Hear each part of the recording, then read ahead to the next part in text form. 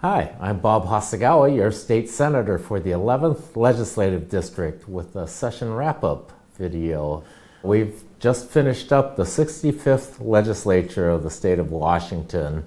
So all the bills that were on the floor calendar have gone back to their house of origin now.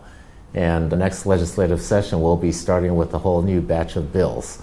But I did want to say that I'm really pleased with the outcome of this legislative session. Actually, I'm pleasantly surprised at how well we did. Democrats have a one-vote majority in the Senate now.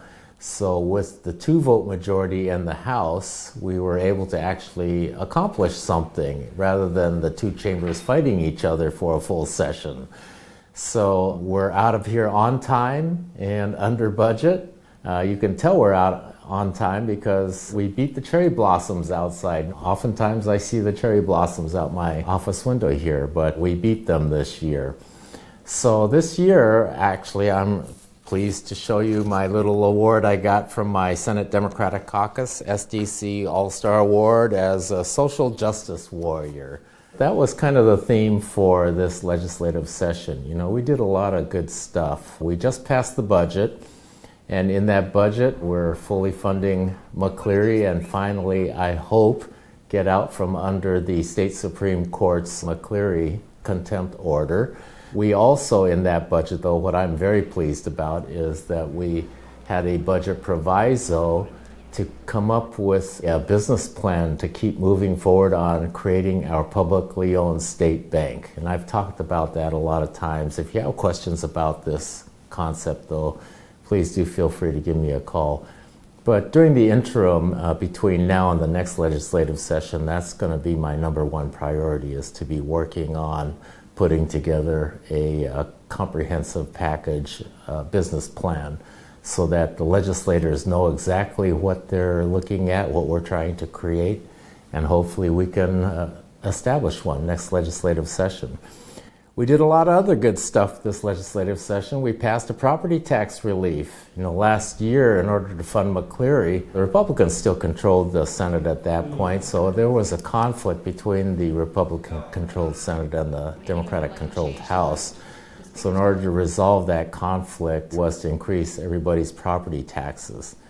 So it turns out we weren't necessarily making the best choice for the people of the state.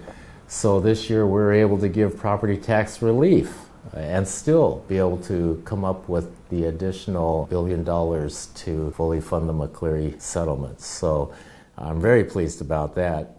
We did a lot of other good stuff on voting rights. We passed the Washington State Voting Rights Act, which will make it much easier for communities of color to get a voice in their own local governments. We passed a bill to expose dark money in the political campaign contribution arena. We passed voter registration bills, 16 and 17-year-old pre-registration. We passed some bills around gun control, primarily this bump stock ban that you've heard about so much since the Las Vegas shootings.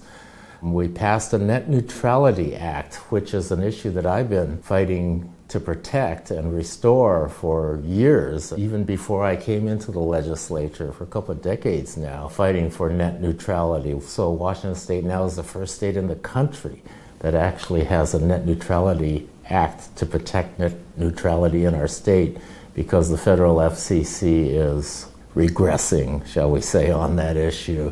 Another thing we passed is same-day voter registration. Voting should be a right for everybody who lives in our country, and we need to lower barriers for citizens to participate in our voting process. So voter registration was one of those big barriers, so we passed a bill to allow for same-day voter registration. One of the things I'm really pleased about, we passed the Reproductive Parity Act. We passed Equal Pay Act. I'm very pleased that women now have the way to fight to get the means to having pay equity in our state of Washington. Perhaps you've heard about Initiative 940, the Deescalate Washington campaign to bring accountability for police-involved shootings. So the legislature passed that bill along with a trailer bill late in the session.